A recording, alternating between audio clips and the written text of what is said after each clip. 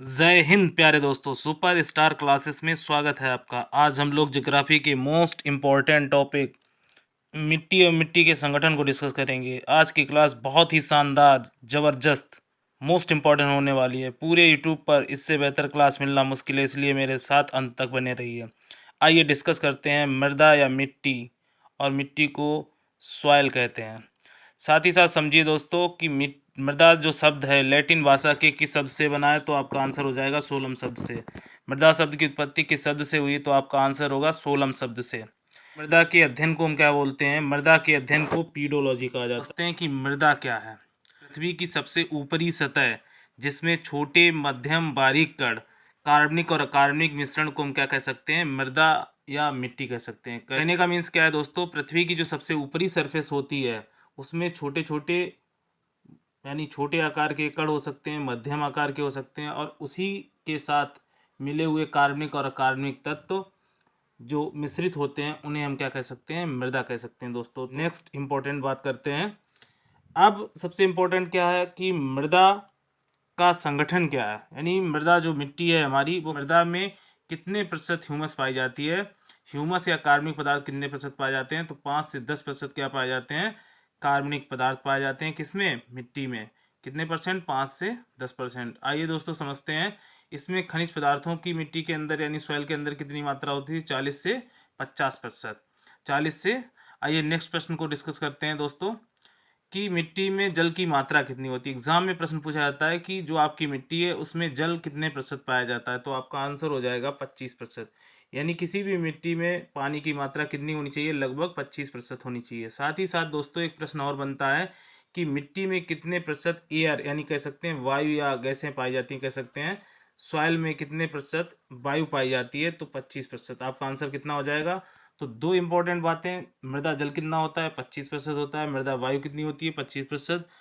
और हम लोगों ने यहाँ पर समझा दोस्तों, जो मिट्टी की सबसे ऊपरी सरफेस होती है वो सबसे उपजाऊ होती है, और उसी सरफेस को हम बोलते हैं टॉप सॉइल। कहने का मीन सबसे मिट्टी का सबसे ऊपरी संशस्तर को हम टॉप सॉइल बोलते हैं, जो सबसे ज़्यादा उपजाऊ होती है, जो पौधों के लिए सबसे ज़्यादा बेहतर काम करती है। अब आइए दोस्तों समझते हैं कि मृदा के संगठन में और भी क्या चीज़ें हैं जिनका योगदान होता है किसी भी फसल के उत्पादन में, और साथ ही साथ ये कह सकते हैं कि पौधों के उनके वृद्धि और विकास में। तो पौधों की वृद्धि और विकास में और कौन सी चीज़ें सहायक होती हैं? तो जो मृदा का पीएच कितना होना चाहिए? सबसे इम्पोर्टेंट बात, अम्लीय होनी चाहिए या क्षारीय होनी चाहिए? तो सबसे पहली बात, मृदा का जो पीएच मान होता है वो 6 से लेकर 7.5 होता है। अगर 7 से ऊपर है तो क्षारीय मृदा बोली जाती है, और अगर आपका 7 से नीचे पीएच मान अगर है तो मृदा अम्लीय मानी जाती है। ना मृदा अम्लीय हो ज़्यादा, ना ही क्षारीय हो। तो इसका जो पीएच मान होता है 6 से लेकर 7.5 तक होता है। आइए दोस्तों समझते हैं, इसमें कुछ सूक्ष्म जीव पाए जाते हैं, यानी बैक्टीरिया वगैरह, जिनकी भी काफ़ी मात्रा किसमें होती है? मिट्टी के साथ होती है। सूक्ष्म जीव होते हैं जो मतलब मिट्टी को अच्छा बनाते हैं, और साथ ही साथ पौधों के लिए नाइट्रेट और नाइट्राइट और अमोनिया ये सब कन्वर्जन करते हैं। कहने का मतलब, तो सूक्ष्म जीवों की भूमिका शायद जैसे बैक्टीरिया हो गया, आपका कवक हो गया, केचुआ हो गया, शैवाल हो गया, तो ये सूक्ष्म जीव हैं जो हमारी मिट्टी के अंदर पाए जाते हैं। तो कहने का मतलब ये मिट्टी का संगठन है। तो मिट्टी में मृदा जल होना चाहिए, मृदा वायु होना चाहिए, और साथ ही साथ खनिज तत्व होने चाहिए। और खनिज तत्वों की कितने प्रतिशत पाए जाते हैं खनिज तत्व? तो आपका 40 से 45%। ह्यूमस कितनी होनी चाहिए? तो आपका 5 से 10%। तो दोस्तों यहाँ पर हम लोगों ने समझा कि जो आपकी मिट्टी या सॉइल है उसका संगठन क्या है, क्या क्या चीज़ें इसमें पाई जाती हैं। अब सबसे इम्पोर्टेंट बात है कि जो मिट्टी का सबसे ऊपरी स्तर होता है, एग्जाम में प्रश्न पूछा जाता है, मिट्टी का जो सबसे ऊपरी स्तर होता है होते हैं टॉप सॉइल, और ये 3 से 4 फीट मतलब गहराई तक मिट्टी का जो ऊपरी सरफेस होती है 3 से 4 फुट की गहराई तक सबसे उपजाऊ मिट्टी होती है। कहने का मतलब किसी भी मिट्टी में 3 से 4 फुट जो मिट्टी की ऊपरी सरफेस होती है, ऊपरी सतह होती है, वो सबसे इम्पोर्टेंट या पौधों के लिए सबसे महत्वपूर्ण होती है, क्योंकि उसी में ज़्यादातर क्या होते हैं? जल और वायु, खनिज लवण होते हैं। अब मृदा परिच्छेदिका, जो मृदा परिच्छेदिका है वो 4 संशस्तर में डिवाइड है। Horizon A, horizon B, horizon C and horizon R या होरिजन डी।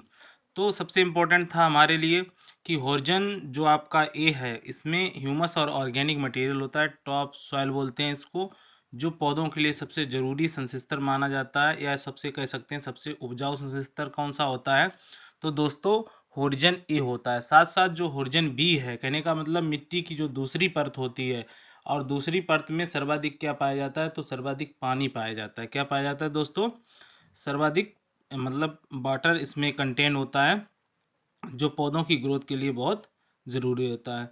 और सी आपका क्या है, ये पेरेंट मटेरियल कहलाता है। साथ ही साथ एक बात समझिए, सी संस्तर में मिट्टी के जो कंकड़ पत्थर छोटे टुकड़े होते हैं, और आपका जो डी या आर संस्तर है कह सकते हैं, होर्जन जो आपका आर है, इसमें चट्टानें पाई जाती हैं मोस्टली, और यहाँ पर पौधों की जड़ें यहाँ तक नहीं पहुँच पाती हैं। तो ये चीज़ आपने समझी होगी सॉइल प्रोफाइल में, यानी मृदा प्रच्छेदिका कितने संशस्त्रों में बटी है, तो 4 संशस्त्रों में बटी है दोस्तों, होर्जन ए, होर्जन बी, होर्जन सी एंड होर्जन आर।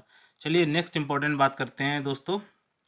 अब हम ये जान लेते हैं कि जो खनिज तत्व हैं आखिर वो किस तरह पौधे के बढ़ने में उसकी मदद करते हैं, यानी कह सकते हैं कि पौधों की वृद्धि और उसके विकास में सहायक हैं क्या, तो खनिज तत्व जो सब पौधों के लिए बहुत ज़रूरी होते हैं, और उसके कई सारे मायने होते हैं। किसी पोषक की कमी से पौधे में क्या विकास नहीं होगा, ये डिपेंड करता है।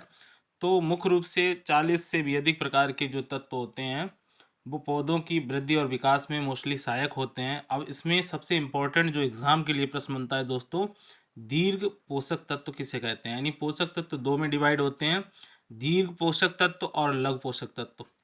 दीर्घ जो पोषक तत्व हैं इनकी मात्रा अधिक चाहिए होती है पौधों को, इन्हीं को अंग्रेजी में कहने का मीन्स इनको बोलते हैं मैक्रो एलिमेंट। तो मैक्रो एलिमेंट एग्ज़ाम में पूछा जाता है दीर्घ पोषक तत्व कौन कौन से हैं।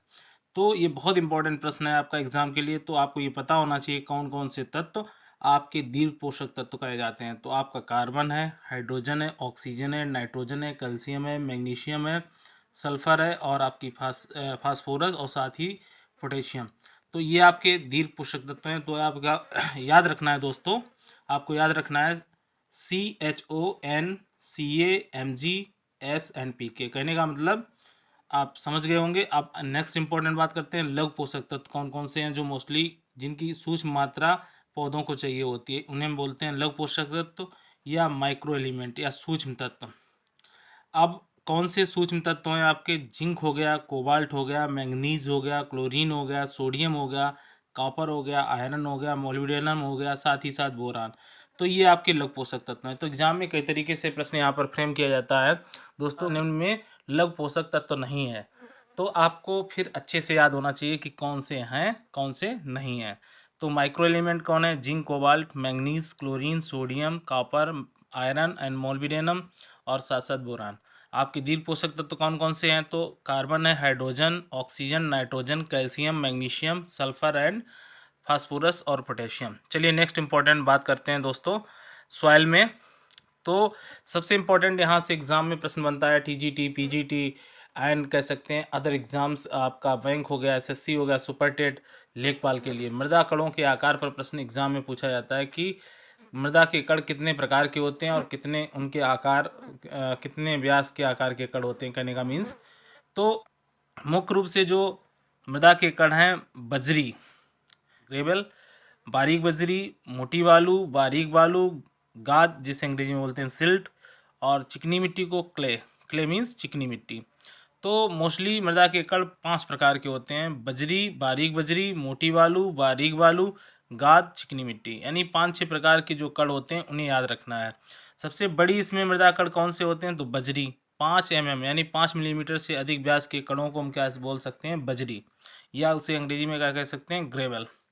बारीक बजरी फाइन ग्रेवल बोलते हैं। इनका जो आकार होता है 2 से लेकर 5 मिलीमीटर का, 2 से 5 मिलीमीटर का आकार किसका होता है, तो बारीक बजरी का। बजरी का कितना होगा, 5 mm से अधिक।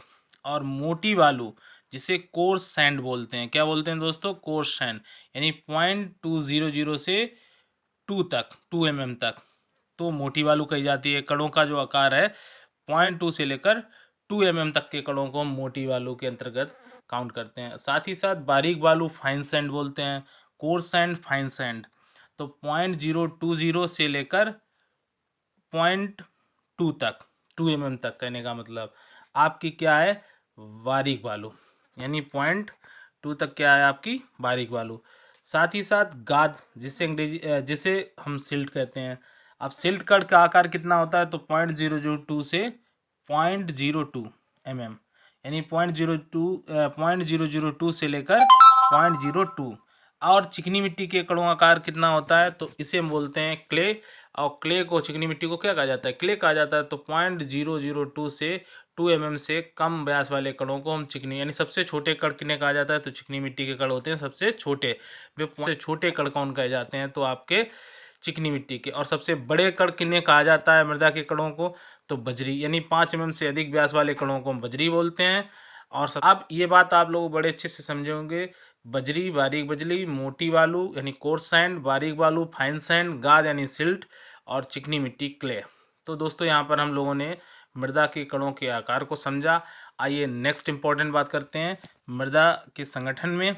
अब सबसे इम्पोर्टेंट, जो 25% मृदा के साथ क्या होता है, जल होता है। अब मिट्टी के अंदर कितने प्रकार का जल पाया जाता है, तो मोस्टली 3 प्रकार का पाया जाता है। आर्द्रताग्राही जल, यानी जो वायुमंडल में जो जल उपस्थित है, में कह सकते हैं उड़ता हुआ आपका पानी है, तो आर्द्रताग्राही। हाइग्रोस्कोपिक आपका वाटर।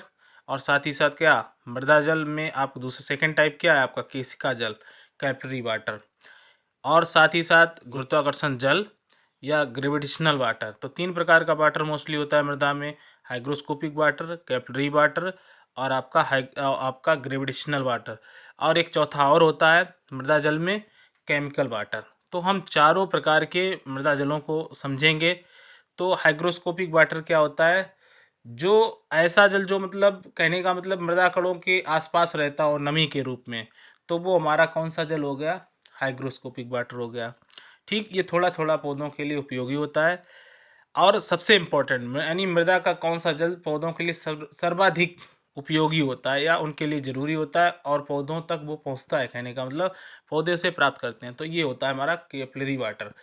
यानी जो मृदा के छोटे छोटे कण होते हैं, उन कणों के मध्य में केश नलिकाएं पाई जाती हैं, पतले पतले रंध्राकाश पाए जाते हैं। उन्हीं रंध्राकाशों में जो जल इकट्ठा होता है कण के चारों ओर, यानी जो पतली नलिकाएं होती हैं मृदा कणों के बीच में, और उसको बोलते हैं रंध्राकाश। और उसी रंध्राकाश में फंसा हुआ जल पौधों के लिए उपयोगी होता है, वही मिट्टी के लिए मतलब वो पौधों के लिए सर्वाधिक उपयोगी होता है। यही पौधे कैपिलरी वाटर को ही अवशोषित कर पाते हैं, कहने का मतलब जल खनिज लवणों के साथ। तो सबसे इंपॉर्टेंट बात आप समझे यहाँ पर, मृदा में जल सबसे ज़्यादा पौधों के लिए जरूरी कौन होता है, तो कैपिलरी वाटर, इसी को बोलते हैं हम केशिका जल। आइए नेक्स्ट समझते हैं गुरुत्वाकर्षण बल। यानी पृथ्वी की गुरुत्वाकर्षण शक्ति के कारण जो जल मिट्टी के अंदर खिंच जाता है और नीचे की ओर चला जाता है गहराई में, जो पौधों के लिए उपयोगी नहीं होता है, इस प्रकार के जल को हम क्या बोल सकते हैं दोस्तों, गुरुत्वाकर्षण जल। एक और टाइप होता है, जो अगला टाइप है आपका केमिकल वाटर। ये आपकी चट्टानों में मोस्टली पाया जाता है, जो पौधों के लिए उपयोगी नहीं होता है या पौधों तक वो जल प्राप्त नहीं होता है दोस्तों। चलिए नेक्स्ट इंपॉर्टेंट बात करते हैं, कैपिलरी वाटर। ये फसलों के लिए सबसे ज़्यादा लाभदायक होता है दोस्तों। तो मोस्ट इंपॉर्टेंट प्रश्न है आपका, केमिकल वाटर पत्थरों और चट्टानों के अंदर पाया जाता है। ठीक, फसलों के लिए सबसे ज़्यादा अनुपयोगी होता है, कहने का मतलब पत्थरों में जो जल पाया जाता है वो पौधों को प्राप्त नहीं होता है, इसी को बोलते हैं केमिकल वाटर। आइए नेक्स्ट इंपॉर्टेंट बात, पारिस्थितिकी के आधार पर मिट्टी कितने भागों में डिवाइड की गई है, तो मोस्टली 5 भागों में। अपशिष्ट मिट्टी, बहित मिट्टी, जलोढ़ मिट्टी, बातोड़ मिट्टी और मलबा मिट्टी। तो पारिस्थितिकी आधार पर मिट्टी को कितने भागों में डिवाइड किया गया है, 5 प्रकार, अपशिष्ट मिट्टी, बहित मिट्टी, जलोढ़ मिट्टी, बातोड़ मिट्टी, मलबा मिट्टी। तो रेजिडुअल सॉइल कहाँ होती है, जहाँ पर मिट्टी उत्पन्न होती है, जहाँ पर मिट्टी बनती है, उसी स्थान पर जो मिट्टी रह जाती है उसी को बोलते हैं अपशिष्ट मिट्टी। ठीक, बहित मिट्टी क्या होती है, जो जहाँ पर मिट्टी बनती है उस स्थान से जब वो दूसरे स्थान पर स्थानांतरित हो जाती है, ऐसी मिट्टी को हम बहित मिट्टी बोलते हैं। साथ ही साथ सबसे इम्पोर्टेंट क्या है आपका, जलोढ़ मिट्टी, जो एग्जाम के लिए प्रश्न बनते हैं, जलोढ़ और बातोड़ मिट्टी से बनते हैं। यानी जल के द्वारा लाई गई मिट्टी जो पौधों के लिए काफ़ी उपयोगी होता है, वो स्थल, जो जगह या खेत मैदान कैसे हो जाते हैं, उपजाऊ हो जाते हैं। तो यानी किसी जल के द्वारा लाई हुई मिट्टी को हम क्या कह सकते हैं, जलोढ़ मिट्टी। और इंग्लिश में ये टर्म बहुत याद है, एलुवियल सॉइल, इसे बोलते हैं एलुवियल सॉइल। एलुवियल सॉइल किसके द्वारा लाई गई मिट्टी होती है, तो जल के द्वारा। इंपॉर्टेंट प्रश्न है, बहुत अच्छे से समझना है यहाँ पर। और यहीं से एग्जाम के लिए 2 प्रश्न बनते हैं, जो प्रश्न बनता है वो यहीं से बनता है, कहने का मीन्स बातोड़ी मिट्टी क्या है? इओलियन सॉइल। ये वायु के द्वारा उड़ाकर लाई गई मिट्टी होती है, इसी मिट्टी को हम बोलते हैं बातोड़ मिट्टी, इओलियन सॉइल। इओलियन सॉइल, तो वायु द्वारा लाई गई मिट्टी को हम क्या बोलते हैं? इओलियन सॉइल। साथ ही साथ मलबा मिट्टी क्या? कालुवेल सॉइल दोस्तों।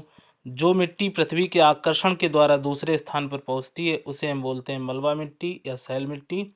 तो आप समझे दोस्तों, यहाँ पर कालुवेल सॉइल क्या है? मिट्टी या पृथ्वी के आकर्षण के द्वारा दूसरे स्थान पर पहुंची मिट्टी को हम क्या कह सकते हैं? मलबा मिट्टी। तो दोस्तों यहाँ पर हम लोगों ने बड़े अच्छे से समझा कि मिट्टी सॉइल क्या है, और यानी कंपोजिशन ऑफ सॉइल समझी। तो काफ़ी अच्छा इम्पोर्टेंट यहाँ पर जो प्रश्न थे एग्ज़ाम के लिए वो हमने डिस्कस किए। आइए अब नेक्स्ट टॉपिक में मिलते हैं आपको, तब तक के लिए थैंक यू।